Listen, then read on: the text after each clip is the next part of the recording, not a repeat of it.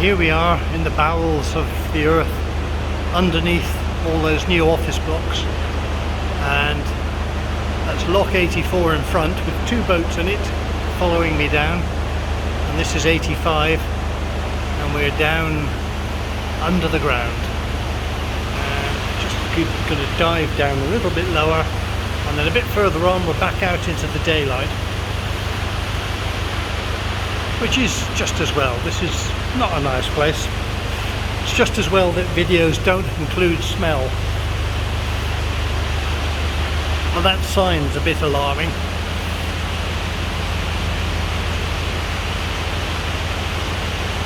I always think if there's a sign banning it, that means it happens. But all I found this morning were a couple of very helpful but chaotic chaps with bottles of some dodgy looking liquid to help, and now they've shuffled off. So we're looking forward to get back into the sunshine now.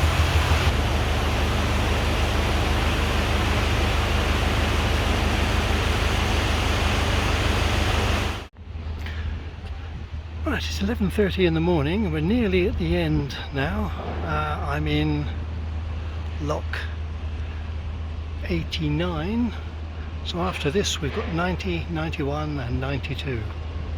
But the reason I'm filming this is because of this building here, which in the 80s and going forward was the Hacienda, the famous club. And there's some, it's flats now, but you've got these memorial plates. So there we are. Hacienda opens May 1982, hosted by Bernard Manning. Interesting choice. 1982, New Order, Boy George, Simple Minds. 1982 again, Grandmaster Flash, the Thompson Twins, Tears for Fears. 1983, the Smiths. 1984, the Tube, Madonna, and Mike Pickering Nude Night. I think I might have given that one a miss. 1985, Einstürzende Neubauten, banned after attacking cast iron columns with a pneumatic drill. Stone Roses, the Pogues, the Associates. I'm not going to go much further because I need to get back to the boat. 1986, Erasure, Bad, the Jesus and Mary Train. Gosh, DJ Dave Haslam. That's interesting. Dave Haslam was my manager when I was working for one company in the 90s. And so on, all the way down here. It's a bit of a memorial. It's time I was moving on. Right, one lock left. Whoopee!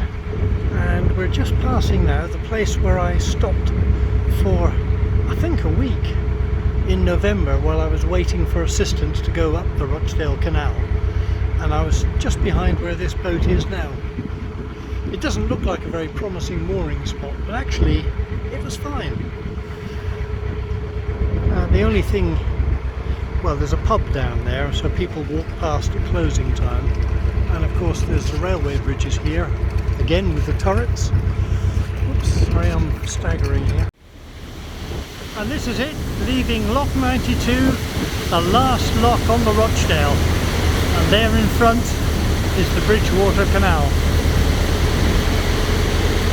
And in true Rochdale style, this one turned out to be hard work, but it's done now, and on we go. Here we are, Castlefield Junction. So, sorry, I'm steering at the same time. So there was the lock behind me, the grocery arm, and all the bridges, lots of little docks there, leading up to Deansgate. That's where we are in Manchester. And this is the Bridgewater Canal, one of the early canals that was built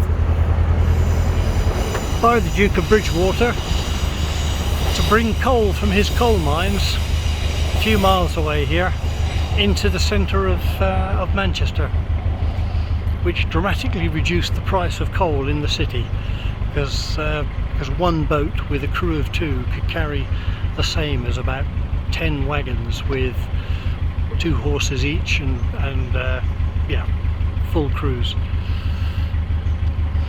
Right, nice gentle flat cruise now. Right, we're just crossing over the Manchester Ship Canal. So oh,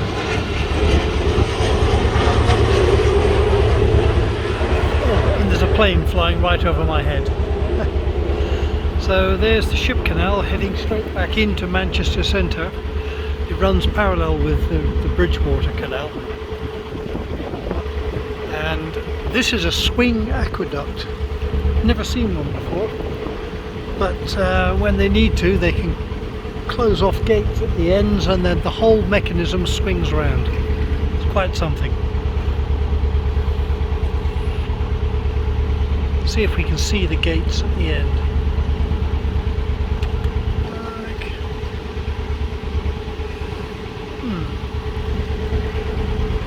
To be honest, I'm not quite sure what I'm looking for. Oh, this is it, yes. This little structure here swings round, it locks across. And then the water in the aqueduct is isolated and the whole thing can be swung round. That's quite something.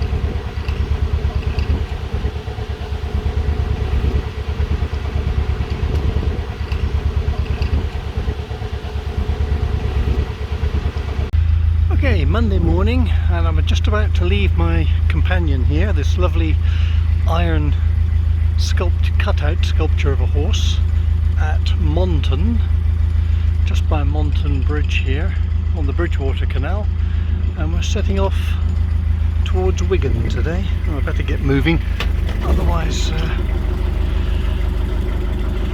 I'm going to run into the bank. See, the canal's quite a reddish colour here. I think there's a lot of iron oxide in the area. There was always a lot of mining here, and apparently the area suffered a lot of subsidence over the years.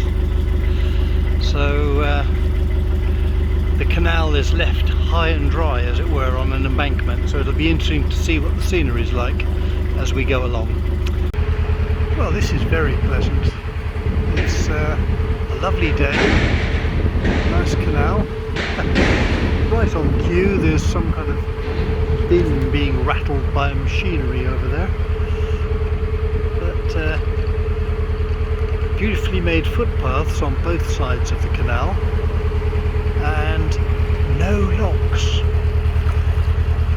So aiming for 14 miles today, and not a lock anywhere. And now we're off the Rochdale, we're actually seeing other boats moving around as well. So there's a cruiser coming towards us now. I just passed 2 iron cutout figures of Francis Egerton, who is the Duke of Bridgewater, who caused this canal to be built, and also the engineer whose name escapes me for the moment, who managed the project.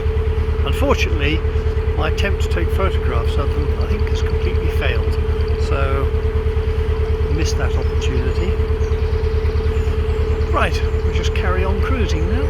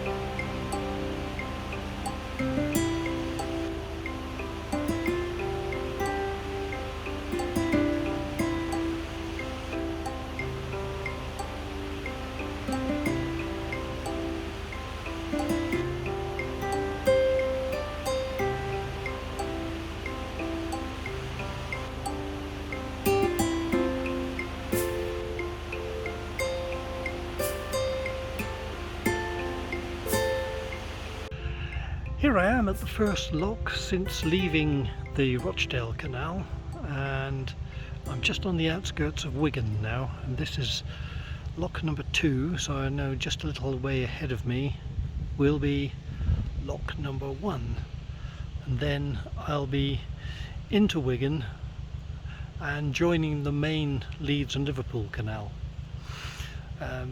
This canal here is the Leeds and Liverpool, but it's known as the Lee arm because it goes down to the town of Lee, where it then turns into the Bridgewater Canal. And true to the Rochdale experience, having a little bit of trouble here. The water level seems a bit low above the lock. The first ground paddle I tried to open, which is the paddles on the bank, didn't do anything at all, so it looks like the mechanism is not connected to the paddle itself in the ground. I've opened the other 3, the other ground paddle, the 2 paddles in the gates, and I'm still waiting for this to stabilize. I found yet another mechanism for opening gates. This is a chain driven one again, but not quite the same as the others.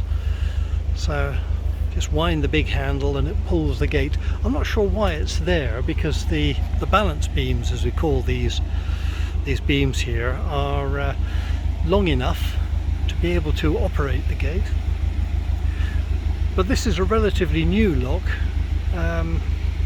Originally there were 2 locks called the Dover Bridge locks at a mile or so further back, but there was lots of mining in this area, and over the years there was subsidence, and the canal itself was shored up with mine spoil.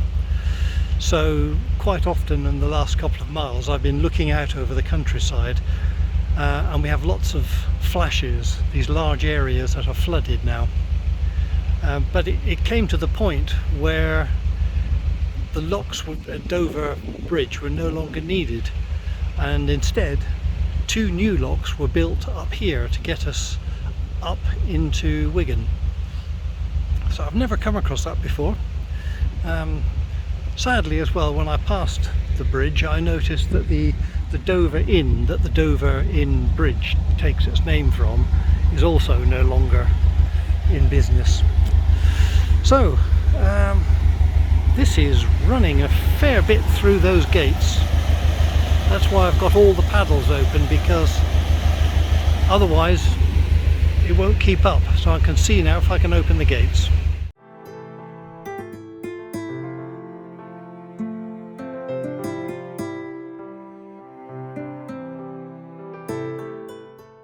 Thank you to my subscribers. Thank you for watching. Please subscribe if you haven't already. But until next week and next week's video,